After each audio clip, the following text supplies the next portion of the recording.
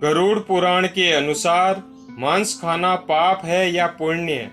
पौराणिक कथा के अनुसार एक बार जब भगवान श्री कृष्ण एक पेड़ के नीचे बैठे बांसुरी बजा रहे थे तो उनकी तरफ एक हिरण दौड़ता हुआ चला आया और उनके पीछे जाकर छुप गया। वो हिरण बहुत ही घबराया हुआ था। भगवान श्री कृष्ण ने उस हिरण के सिर पर हाथ फेरते हुए कहा, क्या हुआ, तुम क्यों छुप रहे हो? जितने में उस हिरण का पीछा करते हुए एक शिकारी भी वहां आ पहुंचा और बोला, यह मेरा शिकार है, इसे मुझे दे दो, इस पर मेरा अधिकार है।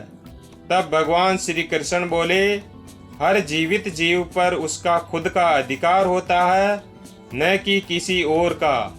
तब वह शिकारी क्रोध में बोला, यह मेरा शिकार है, इसे मैं पकाकर खाऊंगा। तब भगवान श्री कृष्ण बोले, किसी भी जीव को मारकर खाना पाप की श्रेणी में आता है। क्या तुम पाप के भागी बनना चाहते हो? मांसाहार पुण्य है या पाप? क्या तुम धर्म को नहीं जानते हो?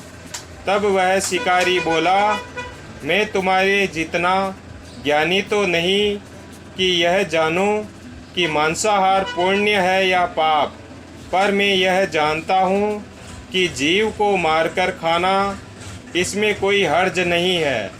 मांसाहार से तो मैं इस जीव को जीव बंधन से मुक्त कर रहा हूँ, फिर क्यों मांसाहार से मना किया जाता है?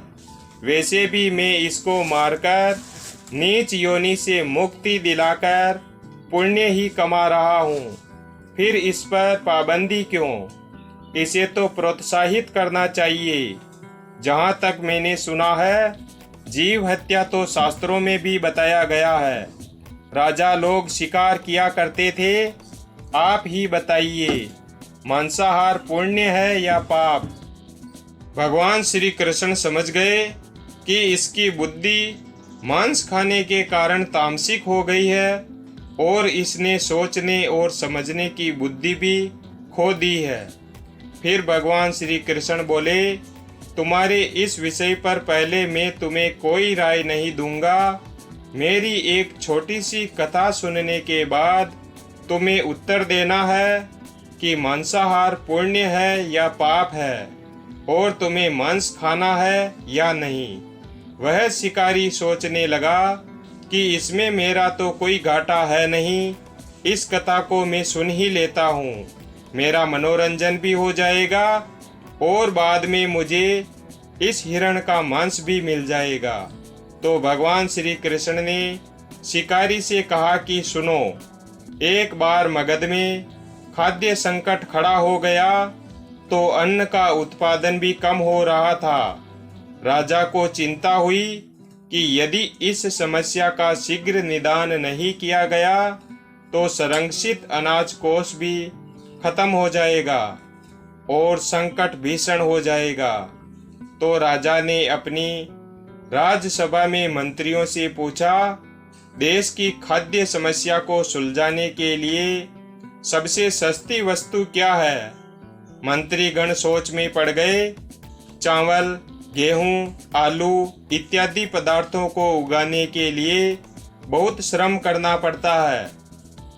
वह तभी प्राप्त होते हैं जब प्रकृति का प्रकोप न हो। ऐसे में तो कुछ सस्ता हो ही नहीं सकता। तभी शिकार का शौक रखने वाले एक मंत्री ने सोचा कि यही उत्तम अवसर है, क्यों न अंधाधुंध शिकार के लिए राजा की अनुमति ले ली जाए। उसने सभा में कहा कि सबसे सस्ता खाद्य पदार्थ है मांस। इसके लिए धन का खर्च भी नहीं है और पौष्टिक खाना भी मिलता है। सभा में सभी मंत्रीगणों ने इस बात का समर्थन कर दिया, लेकिन मगध के मंत्री अभी भी चुप थे। राजा ने पूछा, मंत्री आप चुप क्यों हैं? आपने कोई अनुमोदन नहीं किया, आपका क्या मत है? मंत्री ने कहा, मैं यह नहीं मानता कि यह कथन सही है कि मांस सबसे सस्ता पदार्थ है। फिर भी इस विषय पर मैं अपने विचार आपके सामने कल रखूंगा। मंत्री उसी रात मांसाहार का प्रस्ताव रखने वाले सामंत के घर पहुंचे। सामंत ने इतनी देर रात मंत्री को अपने घर आते देखा तो वह घबरा गया। किसी अनिष्ट की आशंका से वह कांप गया। मंत्री ने कहा, संध्या को महाराज बीमार हो गए हैं, उनकी हालत बहुत ही खराब है। राजवैद्य ने कहा कि किसी शक्तिशाली देह का 2 तोला मांस मिल जाए तो राजा के प्राण बचाए जा सकते हैं। आप महाराज के सबसे विश्वास पात्र हैं, इसीलिए आपसे योग्य और कौन होगा। इसके लिए आप जो भी मूल्य लेना चाहें ले सकते हैं। आप कहें तो इस काम के लिए मैं आपको 1,00,000 स्वर्ण मुद्राएं भी दे सकता हूँ। एक बड़ी जागीर भी आप मांग सकते हैं। बस आप अपनी इच्छा कहें। मैं तलवार से आपके हृदय को चीरकर बस 2 तोड़ा मांस निकाल लूंगा। यह सुनकर सामंत के चेहरे का रंग फीका पड़ गया। वह सोचने लगा, जब जीवन ही नहीं रहेगा तो 1,00,000 स्वर्ण मुद्राओं को मैं क्या करूंगा, और बड़ी जागीर भी किस काम आएगी। वह झटपट अंदर भाग कर गया और अपनी तिजोरी से 1,00,000 स्वर्ण मुद्राओं की पोटली लेकर आया। मुद्राएं देकर उसने मंत्री के पैर पकड़ लिए और गिड़गिड़ाते हुए बोला, मंत्री जी, मैं आपकी 1,00,000 मुद्राओं में अपनी 1,00,000 मुद्राएं और मिलाता हूँ। इन मुद्राओं से आप किसी और सामंत के हृदय का मांस खरीद लें, किंतु मुझे जाने दे, यह बात किसी और को पता न चले। मैं आपसे हाथ जोड़कर निवेदन करता हूँ। मंत्री जी यह सब समझ चुके थे। मंत्री सामंत को थोड़ी और मानसिक पीड़ा देना चाहते थे। मंत्री ने आगे कहा, सामंत, आप शरीर से बलवान हैं, आपकी कद काठी महाराज से मिलती जुलती है, इसलिए राजवैद्य ने खास तौर पर आपका ही नाम लिया है। आपके दान से हमारे अच्छे राजा की जिंदगी बच सकती है। आप कहें तो मैं आपको मंत्री का पद देने को तैयार हूँ और खुद आपका कर्मचारी बनकर रहूँगा, पर प्रजा से हमारे राजा न छीने। सामंत तो फंसता हुआ दिख रहा था। उसने शरीर पर अंग वस्त्र रखकर अपने जूते भी पहन लिए। जैसे ही वह वहां से भागने वाला था, वह तुरंत मंत्री के पैरों में लेट गया। उसने याचना की कि मंत्री जी, मैं इसके योग्य नहीं हूँ। जब प्राण ही नहीं रहेंगे तो मंत्री पद का या राजा का सिंहासन भी मिल जाए तो मैं उसका क्या करूँगा। आप चाहें तो मेरा सब कुछ ले ले, पर मेरे प्राण न ले। मैं अपना ये भवन और सारा धन आपको सौंपता हूँ। रातों रात राज्य से निकल जाऊंगा। इतना कहकर वह अपने घोड़े की ओर भागा और जैसे ही अपने घोड़े पर बैठने लगा और आवाज आई कि तुम तो जा रहे हो और तुम्हारे अपने परिवार को पीछे छोड़े जा रहे हो। सामंत बोला, मेरे अपने प्राण से भी प्रिय कुछ भी नहीं है। जब जीवन ही नहीं रहेगा तो कुटुंब का क्या करूंगा। जीवन रहा तो ऐसे ही सुखी रह लूंगा। इतना कहकर घोड़े पर छलांग लगाकर बैठ भी गया। वह अभी चलने को ही था कि मंत्री ने घोड़े की लगाम पकड़ ली। वह सामंत से बोला, भागने की जरूरत नहीं है, आप आराम से घर पर ही रहो। मैं किसी दूसरे सामंत के घर जाता हूँ। यह कहकर मंत्री वहां से चले गए। मंत्री के वहां से जाने पर सामंत के अंदर कुछ जान तो आई, परंतु बेचैनी बनी रही। उसकी नींद खराब हो चुकी थी।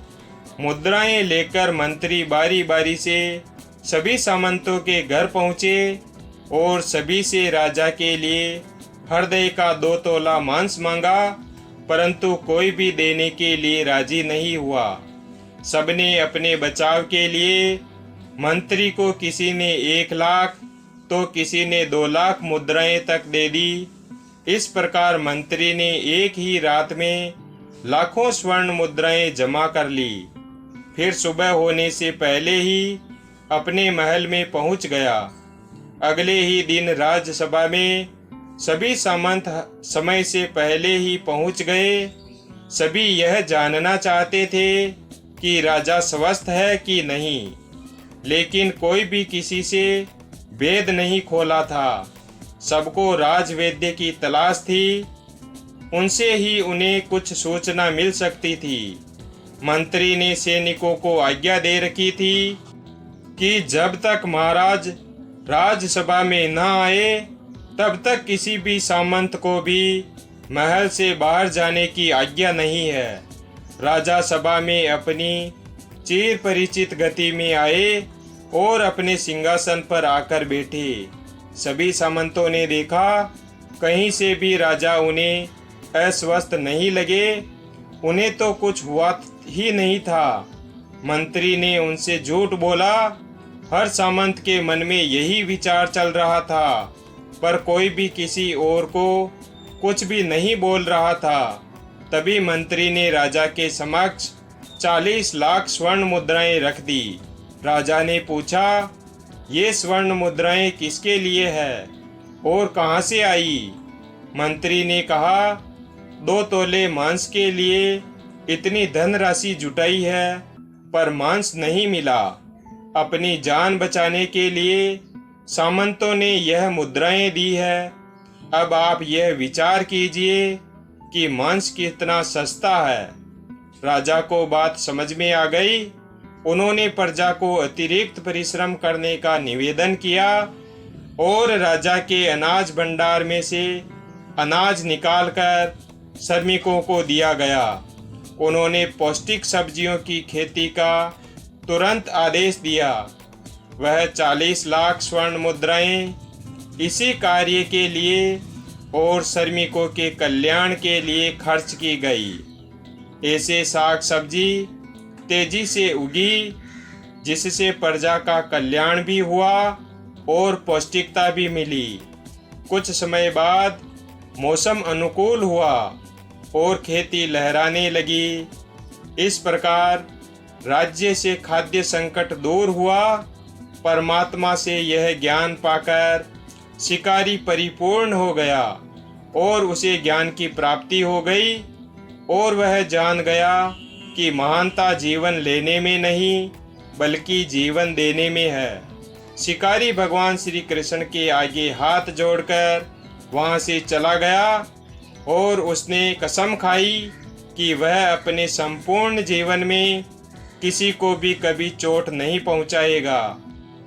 भगवान श्री कृष्ण हमें इस कथा के जरिए समझाना चाहते हैं कि हम यह न भूलें कि जिस तरह हमें अपनी जान प्यारी है उसी तरह सभी जीवों को अपनी जान प्यारी होती है। वीडियो अगर पसंद आया हो तो वीडियो को लाइक और चैनल को सब्सक्राइब करें और अपने दोस्तों के साथ शेयर करें। धन्यवाद। और कमेंट बॉक्स में जय श्री कृष्णा अवश्य लिखें। धन्यवाद।